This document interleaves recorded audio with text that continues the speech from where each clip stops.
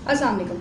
कैसे हैं आप सब? उम्मीद करती हूँ कि बिल्कुल ठीक ठाक होंगे और आप सबके रमज़ान बहुत अच्छे जा रहे होंगे। हमारे पड़ोसी मुल्क इंडिया की हालत हम सबके सामने है और हम बहुत सारे जो अक्लमंद किस्म के लोग हैं या जिनके दिल में दर्द दिल है और जो सिर्फ नाम के मुसलमान नहीं हैं, वो वाकई में इंडिया के लोगों के लिए हमदर्दी रखते हैं। मैं भी बहुत ज़्यादा कंसर्न हूँ क्योंकि इट्स आर नेबर कंट्री। चाहे पड़ोस में कोई भी हो, पड़ोसियों का ख्याल रखना तो सुन्नत नबवी है, चाहे वो पड़ोसी किसी भी किस्म का हो। और मुझे इतना पता है कि मेरे नबी की जो अहादीस से मुबारका हैं वो रहती दुनिया तक के लिए हैं और बहुत वास्ट पर्सपेक्टिव में वो कही गई हैं, जिनको किसी भी सिनेरियो के साथ फिट इन करके अगर देखा जाए तो उसका एक पर्सपेक्टिव बहुत ब्रॉड निकलता है। बिल्कुल यकजहती का इजहार करती हूँ और कुछ सवाल मैं पूछना चाहती हूँ।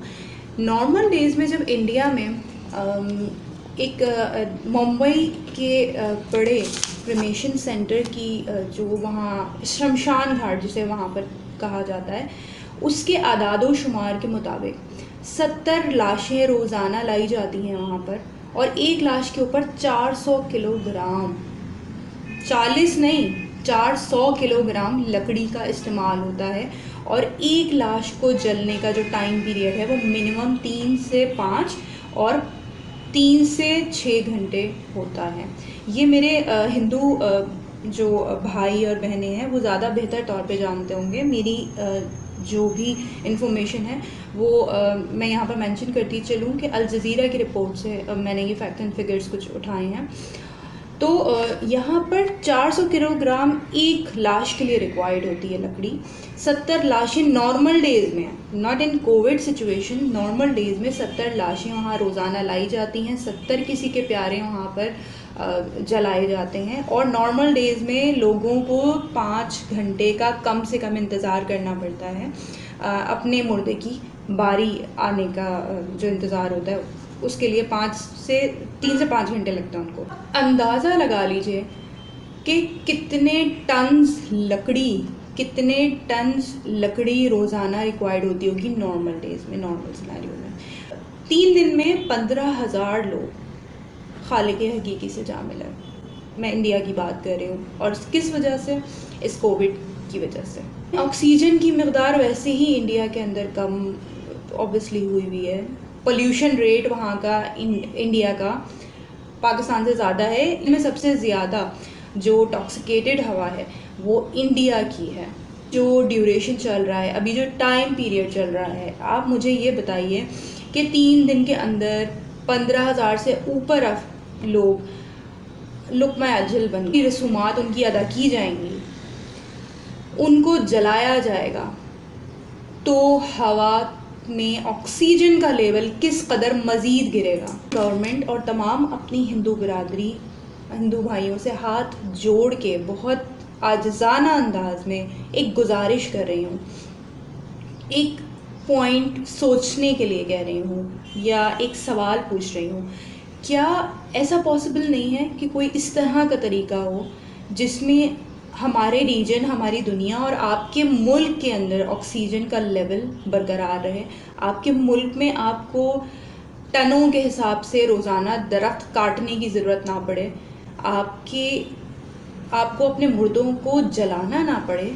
जलाने के बजाय कोई इस तरह का तरीका हो जो कि आप अडॉप्ट करें जिससे हवा में जिससे एयर पोल्यूशन जो है वो आपके कंट्री का, इस दुनिया का, इस रीजन का रिड्यूस हो सके और आप नॉर्मल डेज़ में जितना कार्बन डाइऑक्साइड रिलीज़ कर रहे हैं कोविड के दिनों में और ये जो पैंडमिक सिचुएशन है इसके अंदर, तो हमें मेरे ख़्याल से बहुत ज़्यादा ख्याल करना चाहिए कि जो लोग बचे हुए अपने घरों में हैं एटलीस्ट उनको ऑक्सीजन की कमी ना हो, या जिन ऐसे लोग जिनको डस्ट एलर्जी होती है, जिनको साइनस इश्यूज़ होते हैं, एटलीस्ट वो तो सेफ़ रहें अपने घर पे, उनको ऑक्सीजन की ज़रूरत ना पड़े, उनके लिए एटलीस्ट प्रॉपर ऑक्सीजन रहे आपके नॉर्मल एनवायरनमेंट में कि उनको ऑक्सीजन सिलेंडर्स की ज़रूरत ना पड़े।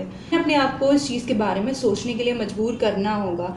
रिलीजियस कोई भी एक्ट हो, अगर वो दूसरे इंसानों के लिए किसी दर्द का बाइस बन रहा है, तो मेरे ख्याल से उस रिलीजियस एक्ट, उस रिचुअल, उस ट्रेडिशन का कोई फ़ायदा नहीं है जो एक मरे हुए इंसान की रिचुअल परफॉर्म करने के लिए हज़ारों जो ज़िंदा हैं उनकी ज़िंदगी को मुश्किल बना रहा है।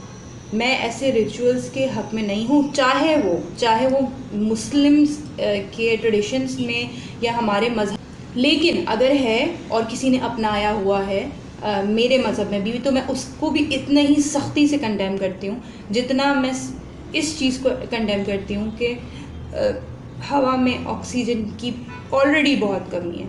खुदा रहा किसी हेल्दी वे की तरफ जाइए। बहुत सारे मॉडर्न आपके जो है वो मुल्क के अंदर बहुत सारी मॉडर्न इस तरह की टेक्नोलॉजीज़ हैं जो कि कम से कम कार्बन डाइऑक्साइड रिलीज़ करके जो है वो आपके जो रिचुअल है वो परफॉर्म हो जाता है। वो बॉडी लेके आपसे और जस्ट एक ऑटोमेटिक टाइप का क्रेमेशन छोटा सा सेंटर होता है और उसके अंदर बॉडी को डाल देते हैं और जिससे वो कुछ ही देर में जल के और आपको एशेज़ आपके हैंड ओवर कर देते हैं। मैं अल जज़ीरा की जो वीडियो है क्रेमेशन से रिलेटेड, उसका लिंक डिस्क्रिप्शन में दे रही हूँ।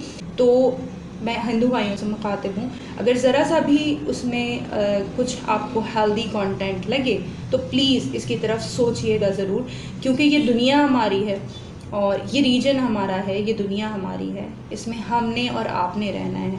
जो लोग चले गए हैं उनके लिए हम हाथ उठाकर दुआएं कर सकते हैं। रूहें ज़्यादा खुश उस वक्त होंगी जो दुनिया से चली गई हैं कि जब उनको पता चलेगा कि उनकी वजह से कुछ चीज़ें, कुछ रिचुअल्स ऐसे जो दुनिया के लिए हार्मफुल हैं वो चेंज हुए हैं।